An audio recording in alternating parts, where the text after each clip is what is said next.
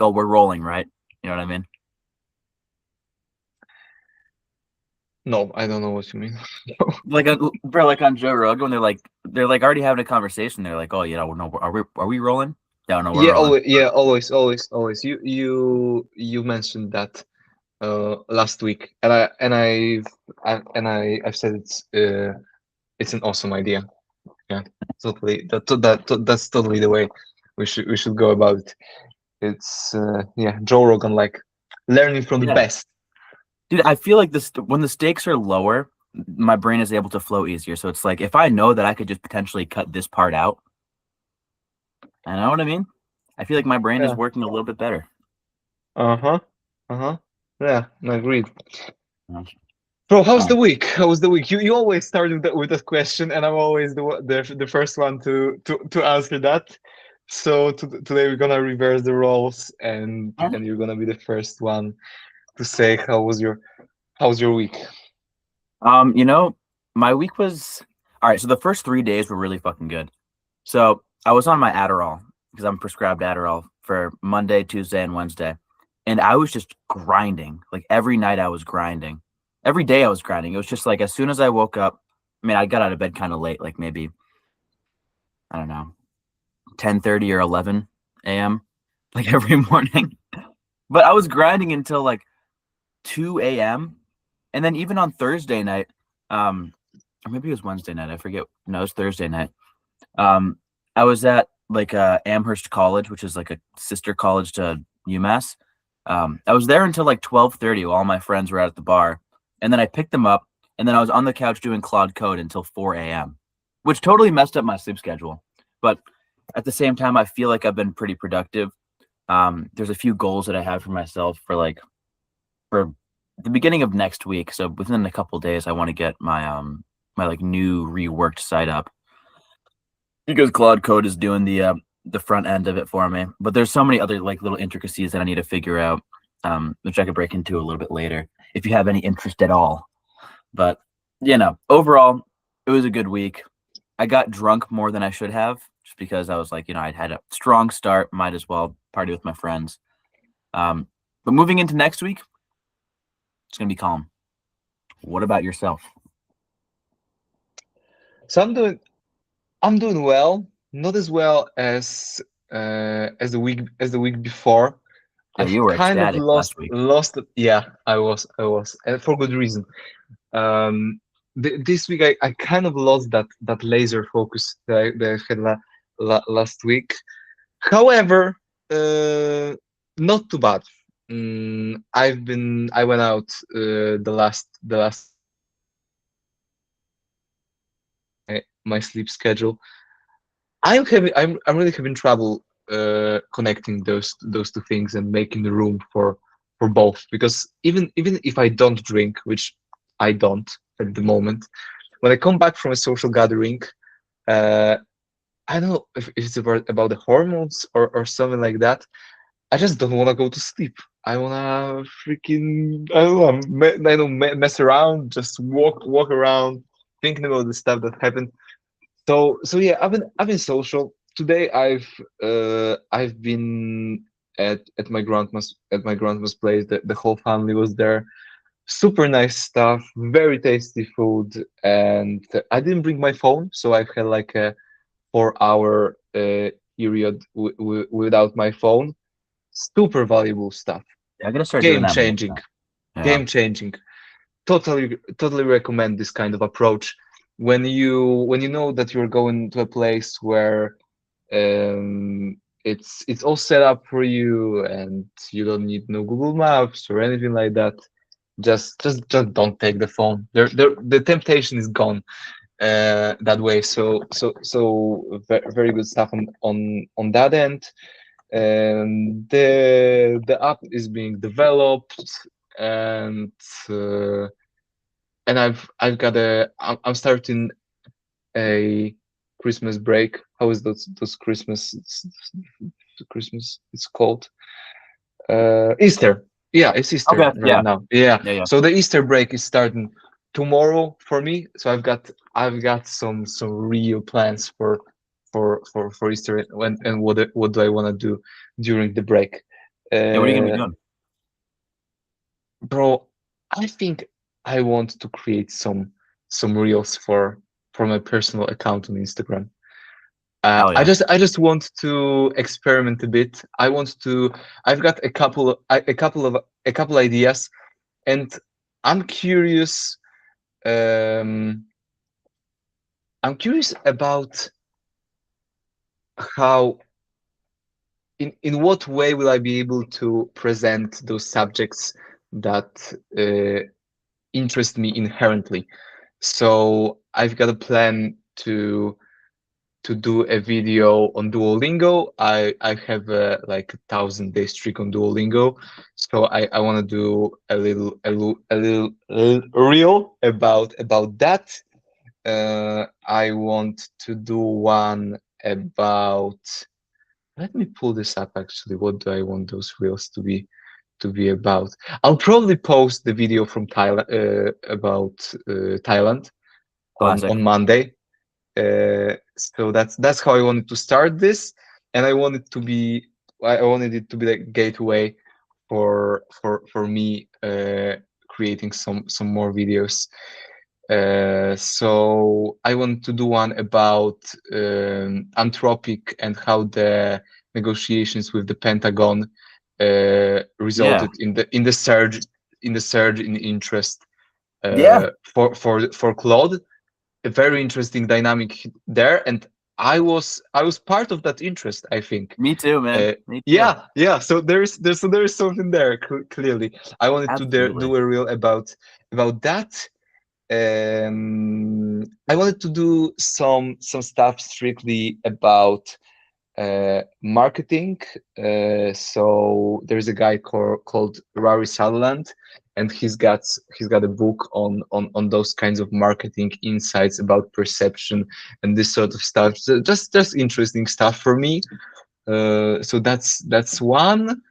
And yeah, maybe I'll have some more ideas. I'll just buy the premium account on CapCut and sit around and try to figure something out So on that end. are these videos that you have like already like are you going to script them out or is it just like you have the basic idea now? Do you need to do research for them or is it like knowledge that you already have? Mostly knowledge that I already have. It needs to be organized, but I kind of have a plan for the process that I'm gonna use. Mostly how I've been approaching those sorts of processes, just situations, is I've been just brain dumping into AI, Yeah. just speaking my thoughts, initial organization, then having a look at it, detecting what's missing, what do I want to add, what do I want to subtract, and then going about it that way. That's how I've made the videos for the app for now. And yeah, I just want to mess around a bit on that front. So I'll be writing my bachelor thesis and making videos probably. That's mostly what I'm gonna be involved in this next week, probably. Oh yeah. That's how we're gonna approach it. Yeah, dude. I gotta start doing the content creation too, man. So actually this is pretty crazy. Oh, frozen right now. All right. Perfect. We're back. Trouble in paradise. Fucking You're hell. in paradise. Fucking hell. Yeah, we're back. We're back. Let's roll. Let's just roll. All right, we can cut that together. Um, but anyway, yeah. So as soon as we got off the call last week, what I did was, so I set up the connections between Cloud Code, or rather, those connections had already been set up between Cloud Code and Google Calendar, and I typed in basically everything that I needed to do, everything that I wanted to do. It was like gym 3 times, um, like script, like 4 videos or something, work on the front end design for my website, and then like all my homework assignments. So, and then among like other like social things that I had put into the calendar. And I'll actually bring up what my calendar looks like on my phone because it looked pretty intense.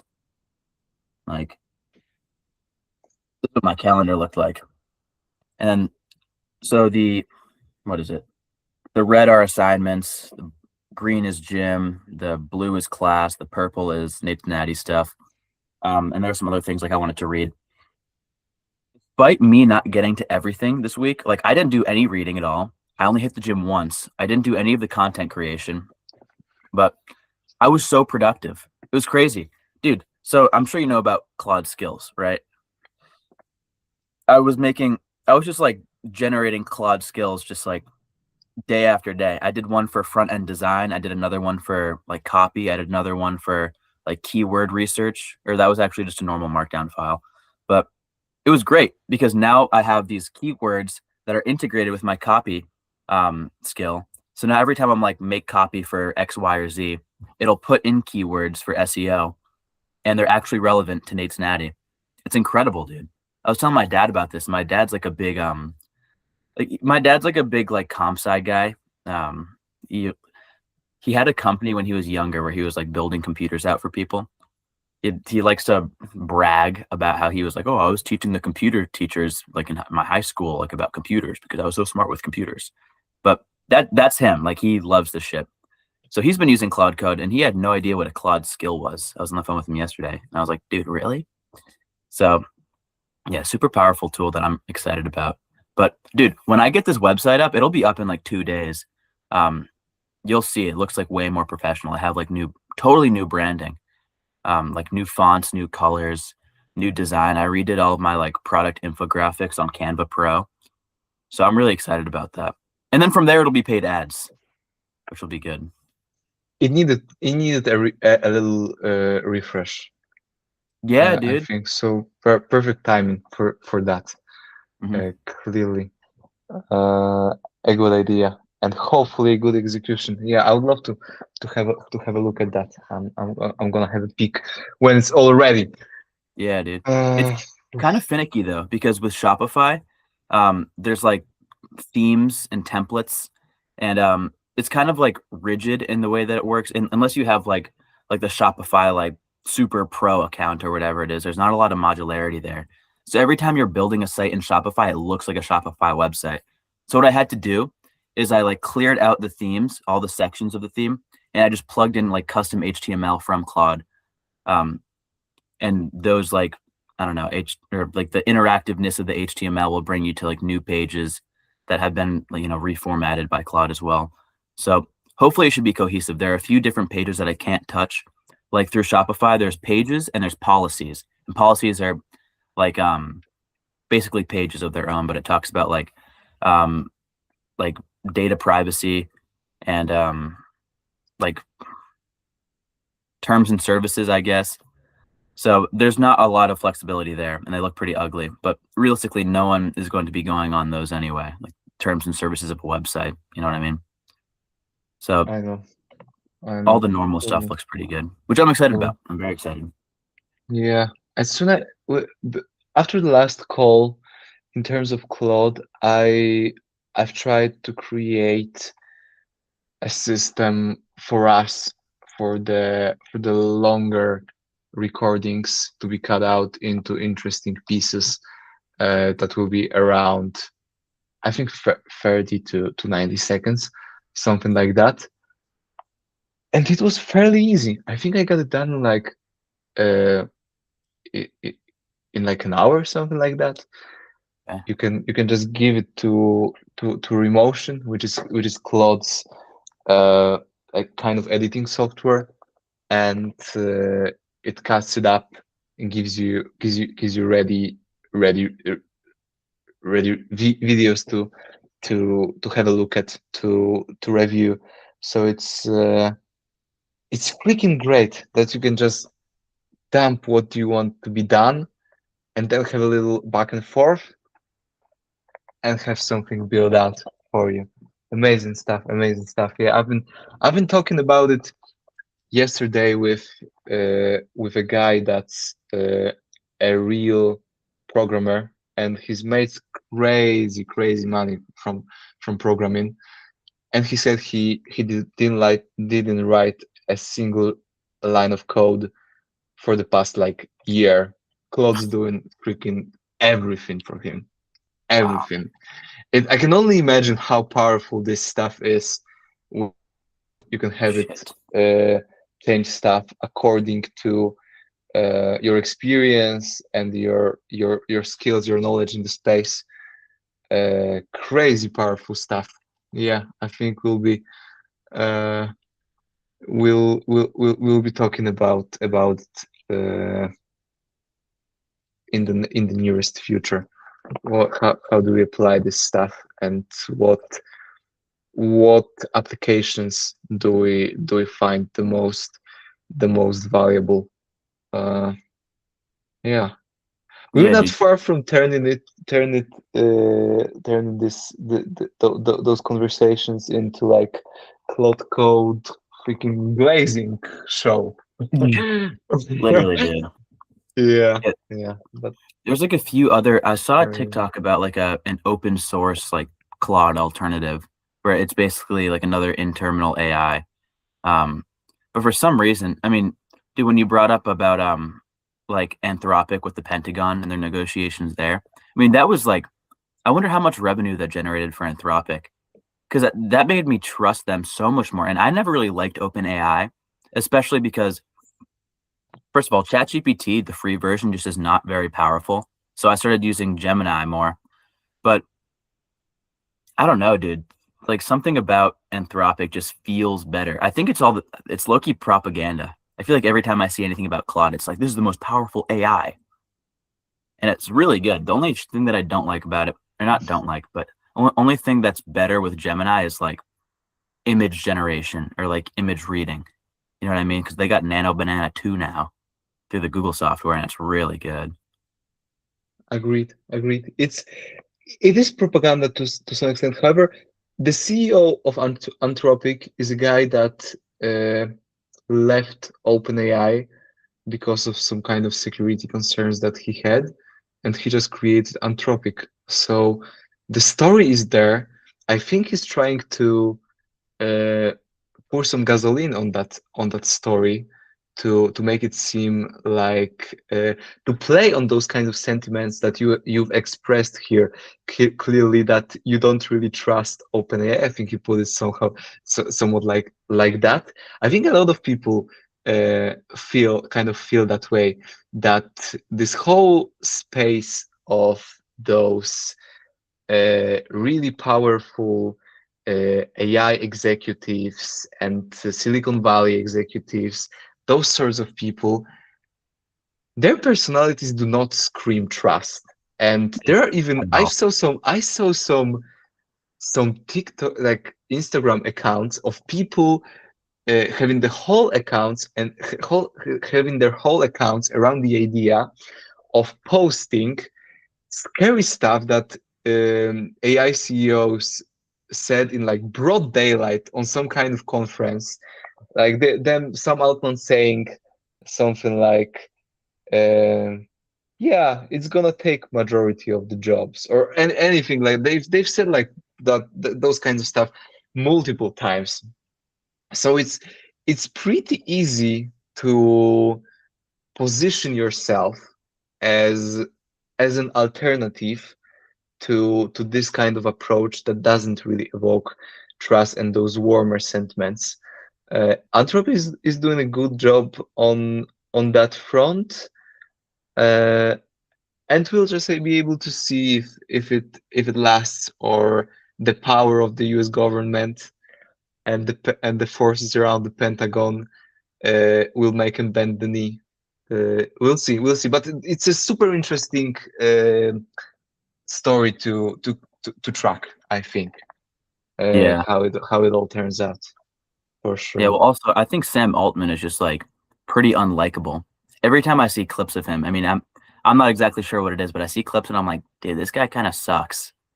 You know what I mean? I know what you mean. They are like, bro, they are all kind of weird lizard-like people. They are they are like part human, part reptilian. Which is funny though, because Those guys.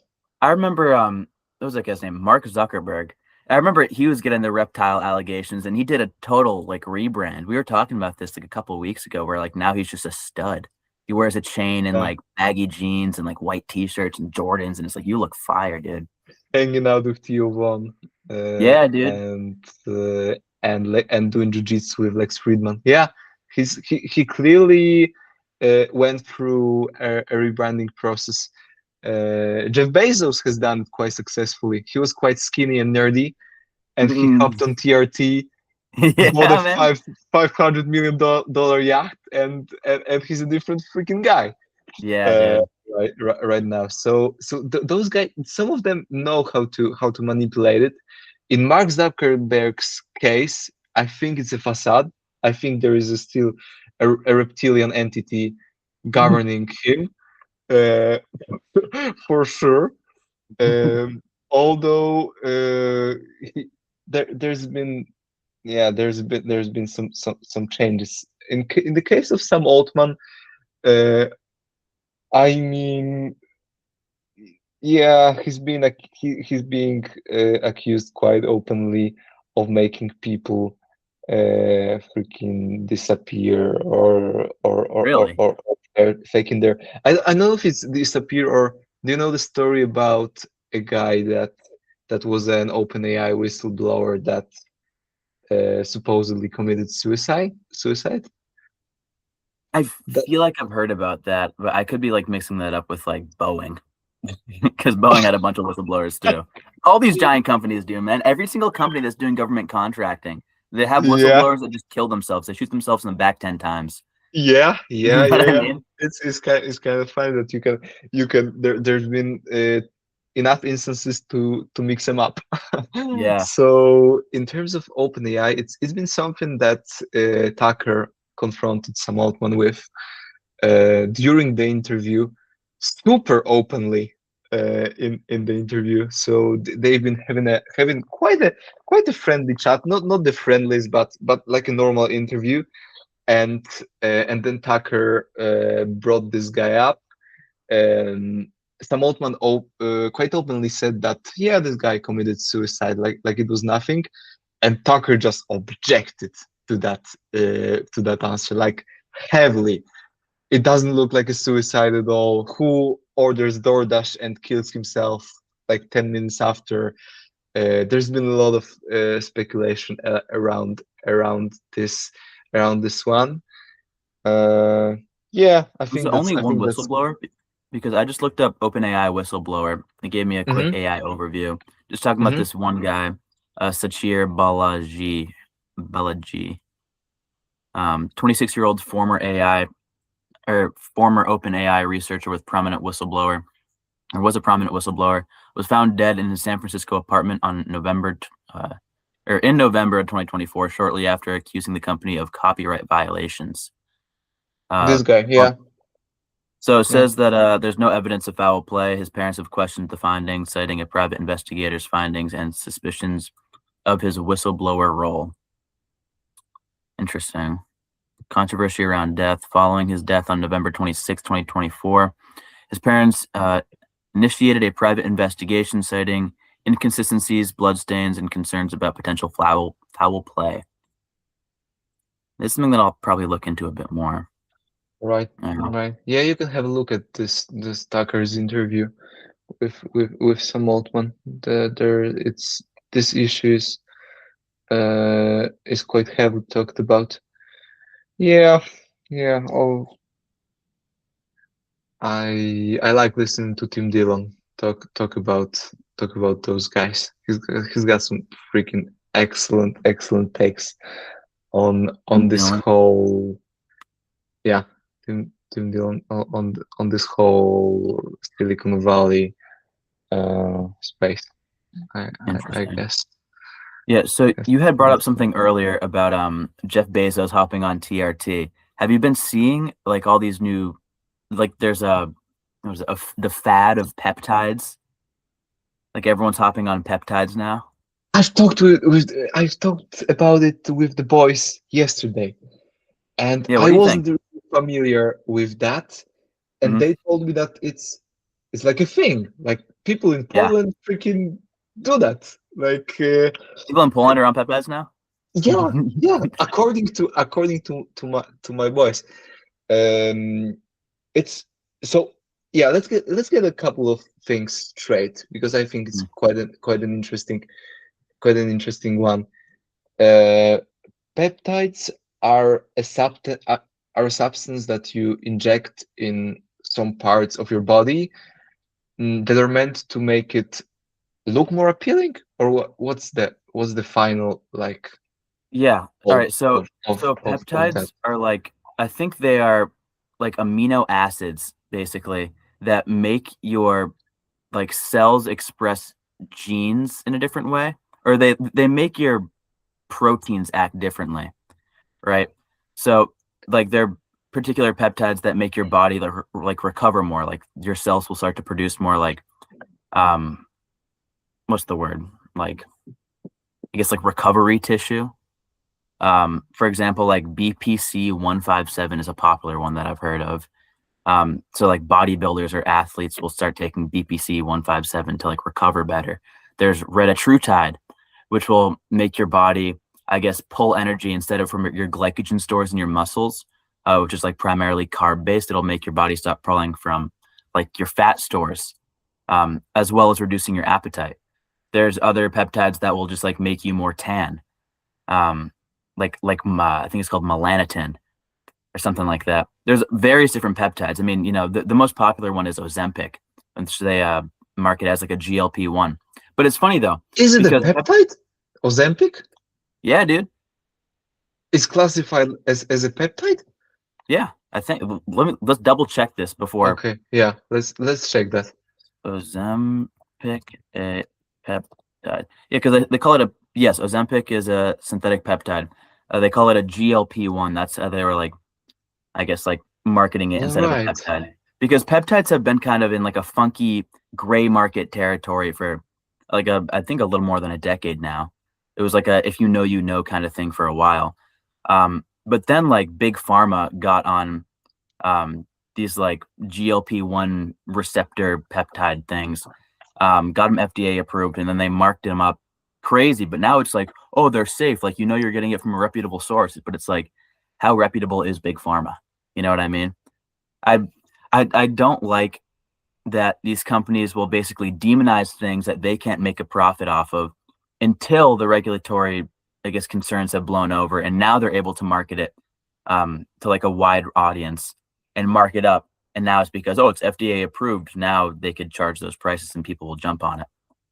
I don't like that all that much, but I don't Yeah. know. So what I've heard yesterday was that people are importing them from like China and Yeah, those sorts of places, yeah, and um, they are designated for like laboratory use, and people just inject them on their own without any yeah, oversight. It sounds like steroids for me, if I'm being honest. And I guess yeah. it's been popularized by those guys that are doing looks maxing content. Is it the case? Are those two words kind of connected, or not really? Yeah, for sure. Well, I think a lot of it kind of like bleeds over into like what are they called? Biohackers as well. People who try to like optimize their biology to like look the best or perform the best. It just seems like it's been well, you know what, dude? It's even popular with like women, where like peptides will make them like have like fuller hair or whatever the fuck it is, or smoother skin. Um, but yeah, I would say like largely biohacker is like the audience that this goes after. People who want to like remain natty if they're bodybuilding, but don't want to take like anabolic steroids because those are separate things. I Someone see. was describing it. I saw on TikTok. It was like, well, why wouldn't you take these peptides? Because they just make your body run better, like plain and simple. I mean, I'm not sure how much I believe in that, but like maybe peptides will be the future of like health. Hmm. I wouldn't go that far, at least for now. Uh, I don't know about you, but I've got this natural feeling, natural inclination to be kind of skeptical of those kinds of things. If something sounds like it's too good to be true, is there's this magical freaking substance which makes you pull energy from fat instead of carbs, and it doesn't have any downsides. Mm, it's always somehow messing with your natural rhythm, natural way that your body functions. So I'm always kind of skeptical with those kinds of things, and we don't know what the science is gonna say in like Yeah. 10 years No, exactly. about There's it. no long-term studies yet. Yeah, so it's yeah, seems to me for now, and I haven't done any kind of a deep dive on that. However, seems to me like uh, those like short-term enhancers that they're gonna have some downsides in the long term that we don't really know about for now. So that's what I think for now. But we'll see. We'll see. There's quite a lot of those. I don't know how connected stem cells are, for example, for that. But stem cells have also been demonized for some time. Is this guy freaking clavicular? Has he been popping out on your feet as much as mine? No, and thank God, because I think that clavicular is just like brain rot. And I feel like I can't really say that with a lot of like certainty because I haven't really seen a lot of his content. But every time I see things about him, it's just like he's like dissing women on the streets, and he's like smashing his bones to like make them come back like wider or whatever the fuck. It's Yeah. just like it seems silly to me, and it's very in line with, I think, um like where young men have been heading on social media for a while, like very like black pill stuff. You know what I mean? Uh-huh. Uh-huh. I see. I've seen some. There's been some videos which have been like deep philosophical analysis of clavicular. Like according to Nietzsche, this is or according to Marx, this is a symptom of freaking late stage capitalism or something like that. Those real deep analysis Yeah. of this guy, which he clearly to some extent I cannot really judge the extent because I don't know how many people he's famous clearly. I don't know how famous. He is some kind of social phenomenon, and he there is something under here that he represents by approaching and building his online persona in such a manner. There is also a there's also a possibility that it's a fad and he's gonna be gone in like 6 months, and there is nothing there because it's Maybe. he doesn't really have like freaking value to give to you Yeah. or anything like that.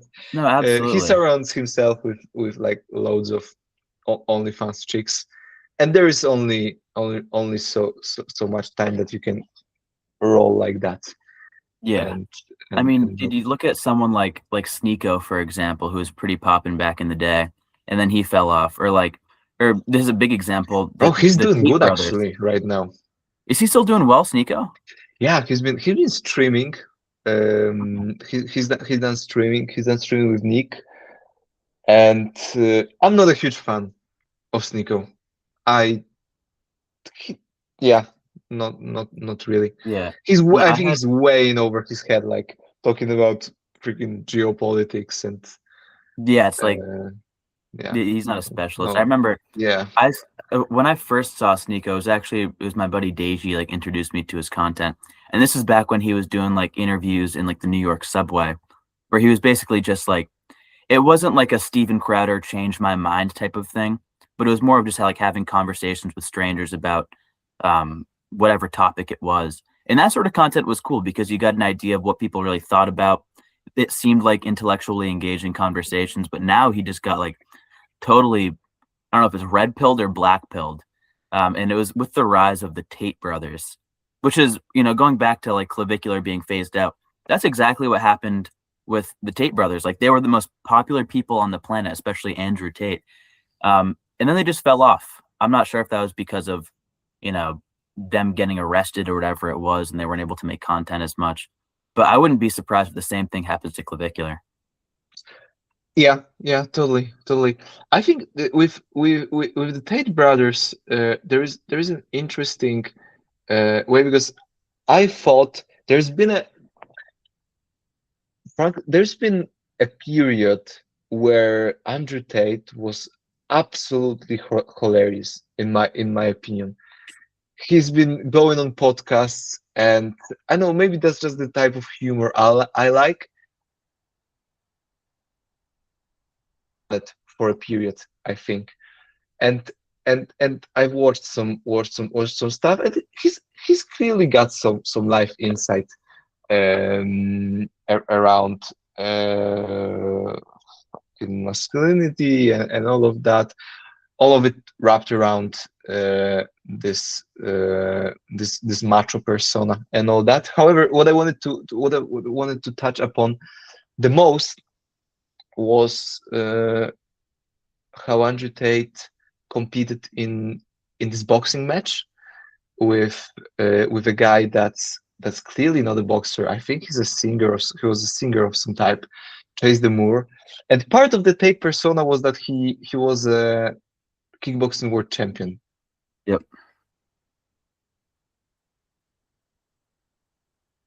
And bro, that is this fight was abysmal in his in the way he performed. Am I even freaking live here? Yeah, no, I'm hearing you, but you're frozen. Yeah, I see. Okay, I'll be back in a second, probably, maybe.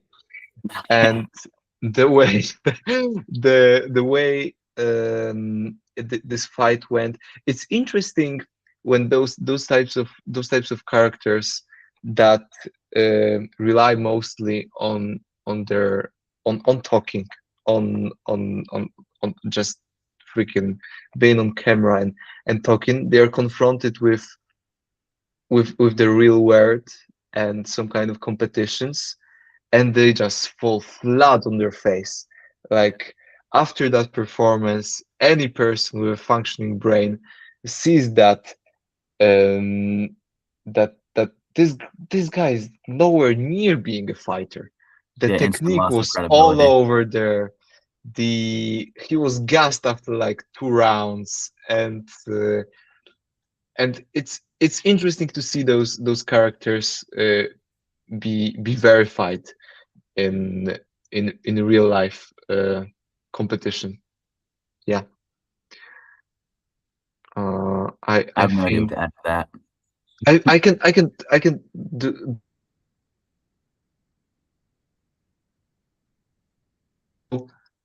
We've got loads of competitions that make sense only in a specific context, like the Olympics. Who really freaking cares who jumps the highest, or who figure skates the best, and all that? However, I feel like connecting it back to the Tate scenario, we can really see who's about it and who really isn't, who only talks and who can back up the talk with real life performance. And in the internet, in this whole internet space, it's way too easy to get further ahead just by talking and having nothing really to to to back it up. I feel like it's it's really important for the person that wants to gain some kind of an audience, give advice, uh, have a voice that's being heard by some kind of audience, to really have real life examples of how his performance is being evaluated amongst like the best in the space. You don't have to be an Olympian, although it's if you're talking about sports, that would be probably preferable.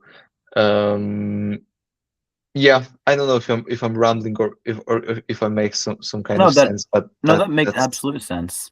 Like that's it's like a kind of, fake it till you make it or mentality, yeah, yeah, which it that's kind of makes me think about like in the realm of like business, for example, with Nate's Natty Soap.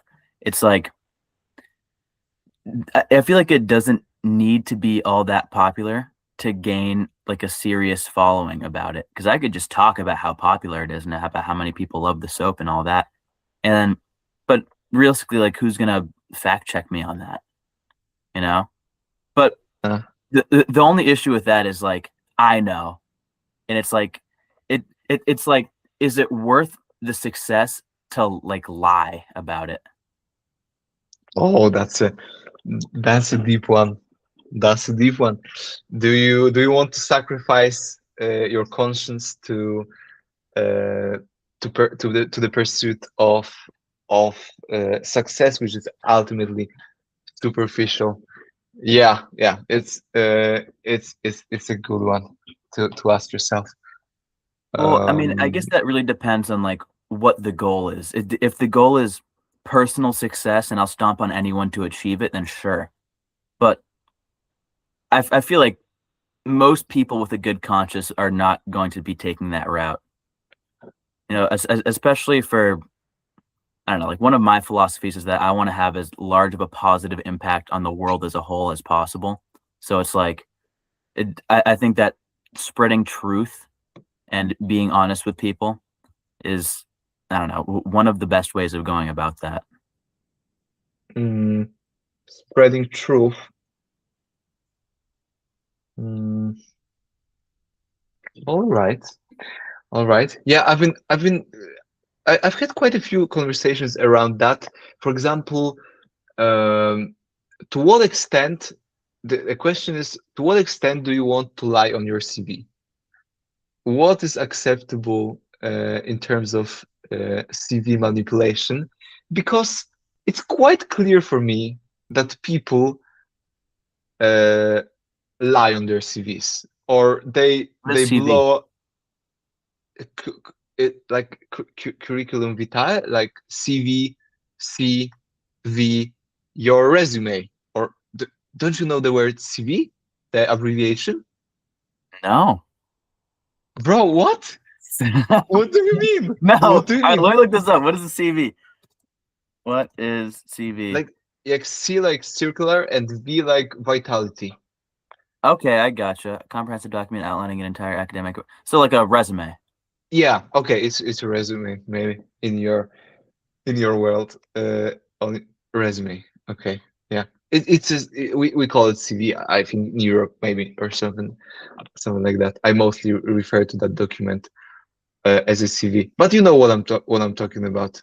Yeah, Uh, yeah. It's like a Something that you portfolio. submit when you're applying for work. Yeah. And yeah, I've been talking about it. I've had quite a lengthy conversation with a close buddy of mine that is really looking for a job quite hard at the moment, and he's kind of operating in the IT space. He's got a dad that's in IT, and his dad made him a proposition that he can write on his CV that he worked for his company, even though he really didn't, and he should kind of make up a story around what he's been doing in his company. And we've had a chat about is it the right approach? Is it a right approach for while optimizing for this kind of an outcome or this kind of an outcome? Um, yeah, that's I feel like that's something partially connected to what we've been talking about Oh, for here. sure. That Yeah. totally leans into the fake it till you make it. It's like if I go into a role where they require me to be proficient in Python, and I say, "Oh yeah, no, I took a Python class in college, and like I've been coding for a while. Like I know how to code Python," and I end up getting the job. It's like if I get the job, then I will force myself to be proficient in Python because I need to be to keep that position.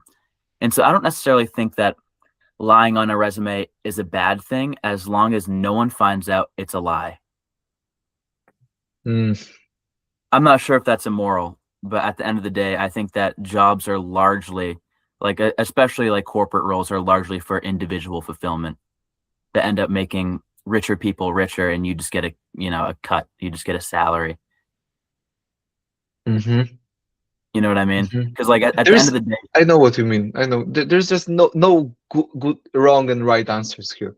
It's like yeah, your own experience and your own moral compass, maybe to some extent, determines that. So it's quite an open question. Yeah, I've just have some friends that speak English on like a B1 level, and they say that they write that they are C2 freaking level, or fucking some outrageous stuff, like blown out of proportion, totally, and they get the job. So yeah, it's something that I'll probably be considering in the nearest future, because I'll probably want to land the job, or at least send out a couple CVs, maybe a couple resumes, to see what's the feedback like, where am I on the job market and stuff like that. So yeah, I'll probably have a look at that. is your CV Uh, in Polish? uh, Probably, yeah, Okay. mostly, yeah. I would need to check, but from what I remember, it is in Polish, mostly. Maybe I I'd have be a interested have a to see what it looks like. I don't have an English version. I don't have an English version. I'll show Cloud Uh, translate it. yeah, it's pretty freaking easy, quite frankly, Really? to translate it and get the gist of it. Yeah, totally. Hmm. Freaking CVs, Hmm. LinkedIn stuff, and all this, and all that. Freaking LinkedIn. Yeah. And, All right. I'm thinking that we wrap this up. My computer is at like it's on the red bar, 5%, 17 minutes remaining. all right, if you say so. Are you cool with Yeah. that? If you say so. Yeah, I'm if e, I wanted to touch upon the Iran situation a bit, Yeah, no, let's tap um, in. for the ending. Um, so I think we can switch to that, and maybe wrap it up after that, because it's been going on for the past like 3 weeks, I guess, I and think a bit we more we than that. we we we we talked about it like quite freaking briefly, which is totally fine. We are neither experts, nor should we be super involved in all that, but it's a major thing that's happening, clearly. Like Yeah. it's super consequential, this stuff. And I think, first of all, it's from in terms of what Donald Trump has done. It's just a betrayal of the movement to an extent that's unfathomable. Like, Yeah. democracy is freaking fake. Like, you can say something for like 10 years and affirm it on every opportunity. Stack up your cabinet with people that are anti-war, freaking people and have been expressing those anti-war sentiments for years now, uh, drilling it into people's heads on the campaign trail. Um, like I know I've had a feeling that like if someone has has the capability to stand up to to to to to Israel and this stuff, it's gonna be Donald Trump. And no, Yeah. freaking another war in the Middle East. Yeah, dude. And now you're seeing like, no, I God have damn friends it. who have friends who have been like not drafted, but I guess like sent out to the Middle East now. Like kids from UMass who are in the Middle East fighting this fucking war because they were on National Guard or whatever. You're fucking joking. What? I swear to God. I swear to God, dude. So all right, so my buddy was telling me about his like girlfriend's friend, um like his girlfriend's friend's boyfriend just broke up with her because he was like, all right, I'm going to the Middle East, like this isn't gonna work. Now he's just in Iran, presumably. What? It's But crazy. what does he do? He's a National Guard member. Yeah, They are sending freaking National Guard people there. I guess so, man. But it's like it's crazy What to think that the like hell? kids our age are just like getting sent out there now. And I'm not sure how widespread this thing's going to be. I mean, so I looked it up. This has been happening. The Iran war has been going on since what, February 28th, I think it said. So it's been going on for about 4 weeks now. It's been Originally, 4 weeks. yeah, Fucking this is about how long Trump was saying it was going to last in the first place, if I recall correctly. You're like, oh, this is going to be like a few week thing, but yeah. I was seeing reports.